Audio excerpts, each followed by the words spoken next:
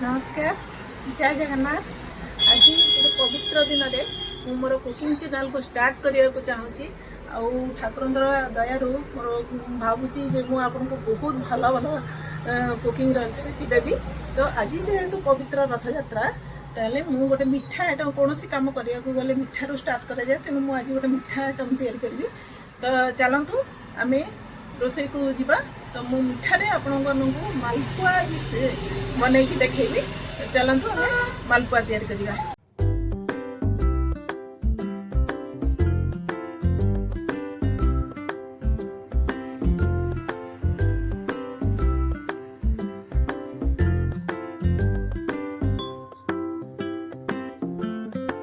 चलतु आम मालपुआ बनवा स्टार्ट करवा। मालपुआ बनवाई कौन कौन सामग्री दरकार प्रथम मुझे आम नेबा मिल्क नेबा कदली चीनी आउ टिके पानमधुरी आ स्वाद अनुसार आम लुण नेबा। तापर आम स्टार्ट करवा मालपुआ बनवा स्टार्ट करवा। गोटे बाउल नौ बाउल रे फर्स्ट आम कदली ऐड करवा। कदली को हाथ में भलसे स्माश करदे। स्माश कलापर आम मेजरमेंट अनुसार मैदा नवा। मुझा गोटे मेजरमेंट स्पून नहीं तो आपणकर जी दरकार से अनुसार आप देवे। 2 स्पून मैदा नौ।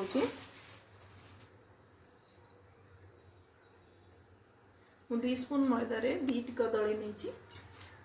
आपणकर जदि अधिका दरकार ताले आपण आ भी नहीं करेंगे। मुझे बेकिंग सोडा अल्प टिके बेकिंग सोडा ऐड करुचे कहीं मालपुआ बहुत बढ़िया से फुलिब।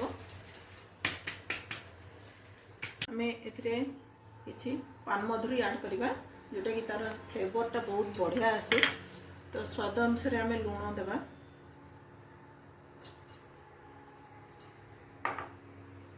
तापरे आम जो स्पून रे आम मैदा नहीं थिले से स्पून रे आम चीनी देवा। तो मु 3 स्पून मैदा नहीं तो मु 1 स्पून चीनी से ऐड करी। तो जो मैंने आउ टे अधिका मिठा खाइबा चाहूँगी आप आउ चीनी भी ऐड करें। तो मु 1 स्पून चीनी ले इटा भल से हाथ में आम मिक्स करदे। हाथ में मिक्स कले पूरा भल से मैदा कदली चीनी सब मिक्स हो। तापरे मु नहीं क्षीर आपण पानी प्लस क्षीर भी ऐड करेंगे दुटा मिक्स करके। किंतु मु खाली क्षीर नहीं तार टेस्ट आउरी बहुत सुंदर आसिबो।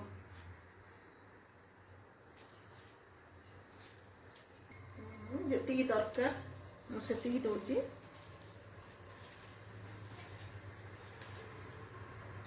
पतला करेनि कि बेसी मोटा भी करेनि कहीं मालपुआ तैयारी कला बेले से स्पून रु खसबनी।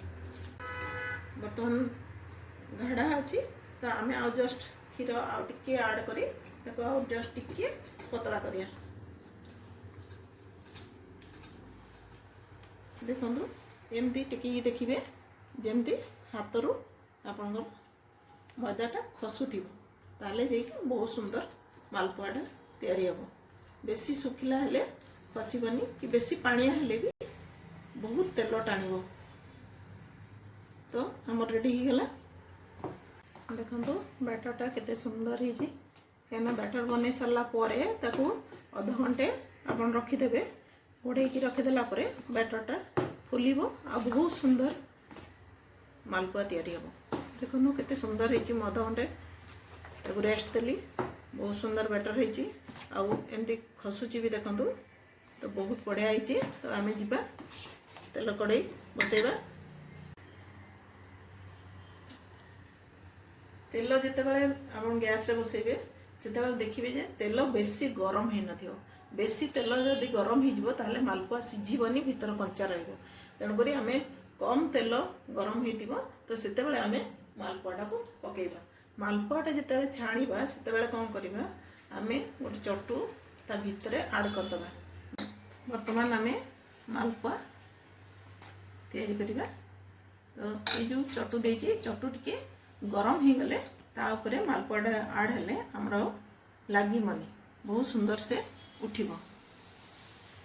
देखो ते सुंदर से आपे आपे फुलिबो। आउ देखो केते सुंदर फुलुची तार आपे आपे से चटुरु छाड़ी जीवो। ताकू छड़ाइबा को भी पड़िबो नहीं। तेल जदि बेसी गरम हो जाइतिबो ताले टिके फ्लेम को कम कर देबे। कितने सुंदर बाहरी गला बहुत बढ़िया से भी फुली। नेक्स्ट मो आउ गोटे बैच बाय बैच गोटे गोटे मालपुआ छाड़ी। देखो एमती तेल रे बुड़े की रखिले मालपुआ ता आपे आपे फुलिबो। बहुत बढ़िया से सिझिबो। बेसी एथिरे गरम तेल जदि बेसी गरम हो जाइतो ताले ताको सिम कर देबे। धीरे धीरे धीरे धीरे से सिझिबो आ बहुत सुंदर मालपुआ हबो। देखो केमते फुलिछि केते सुंदर मालपुआ फुलिछि बहुत बढ़िया। आउ एमती रेड रेड थो ताको काढिया पड़िबो। गोटे मालपुआ हो गलानी आमे आपको काढी देबा। तो आजिकल समस्ते हेल्थ कॉन्शियस तो आम ताकू कौन करिया तेल को एक्स्ट्रा तेल को आम प्रेस करके बाहर करदे। ताले आउ बिल्कुल तेल एथरे रहइबनी खाइबा ପାଇଁ भी टेस्टी लागिबो। एक्स्ट्रा तेल बाहर करदे।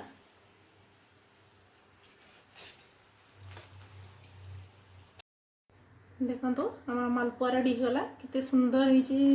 बहुत सुंदर लगुच ना जालीदार भी है और बहुत सॉफ्ट भी है। कितने सुंदर लगुच।